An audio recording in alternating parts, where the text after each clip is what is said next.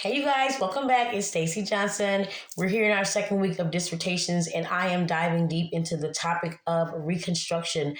For you guys this week, I'm going to discuss the works of Eric Foner, also William Archibald Dunning, and Michael Pfeiffer. All three of these authors are well renowned for their works on Reconstruction, specifically Eric Foner, who is the leader in modern history on the topic. And so let's get right into this. Let me just start by telling you guys the Reconstruction era has been researched and revised many times throughout the course of American history. As new evidence appears, historians are working tirelessly to try to determine the full scope of how Reconstruction shaped America in terms of its social, political, economic, and religious characteristics.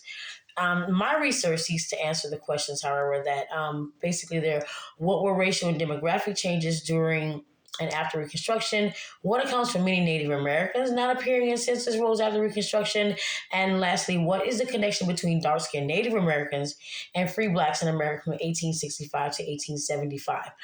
And so let's get right into these three works. The first is Michael Pfeiffer. He writes this in 2009. The topic of this work is about lynching and mob violence. And the article is titled The Origins of Postbellum Lynching, in which he shares a collection of narratives. That is his methodology. He shares these collections of narratives from witnesses of lynchings from the time period. The purpose of the article, however, is to highlight the effects of demographic changes in America after 1865. He's going to use empirical data from the time period to kind of hone in on his thesis, and that is that these lynchings cause a lot of people to not register for the census, not answer those questions, or not to sign up properly in terms of their race and nationality. The author concludes that mob violence is one of the main reasons for the demographic changes in America. And again, I want to focus on those changes because that's really going to help me to maybe finally give an answer to who are the Native Americans versus who are African Americans. Where did these people come from, and how this information changes at Reconstruction when the story actually is created, or the narrative created about slavery and the originality of Africans in this country.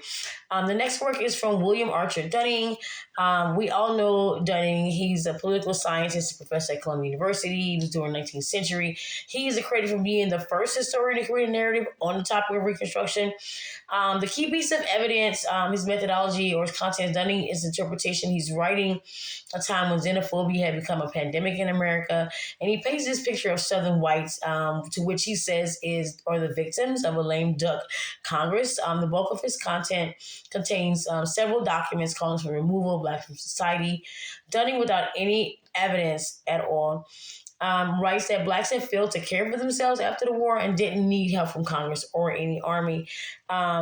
Referencing their Field Order Number 15 or the Freedmen's Bureau. Dunning concludes in this work that when the federal government provided every need, African Americans remained childlike and helpless and often disappointing. He is forced to admire the process of Reconstruction, however, and sees it as a demonstration of political and administrative capacity, if nothing else, though he criticizes its purpose and questions the political wisdom and various important acts. And this is in 1898.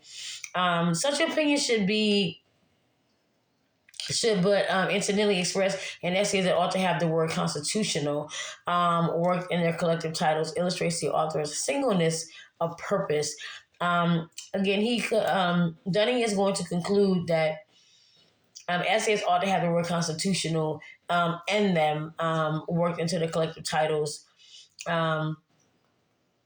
which will help to hone into that point. All right, now let's go over to Eric Foner. He's a leading historian on the topic of Reconstruction, like I said, in the modern era. If you guys, of course, have taken your bachelor level history classes, you probably were made to read Foner's works. Probably why I fell in love with this topic.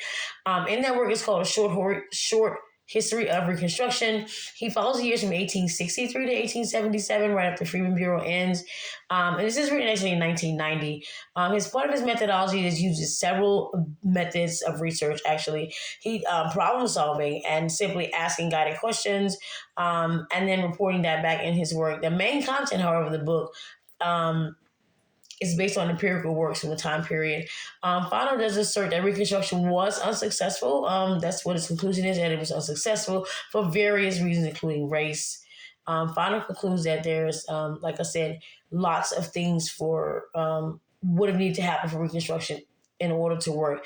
Again, my focus for these works are going to be to focus on the questions. That is, what were radical and demographic changes during and after Reconstruction?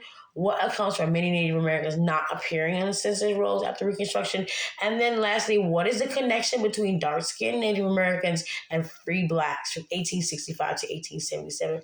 Thanks, you guys. I'm Stacy Johnson. Make sure you like my video and subscribe to my page.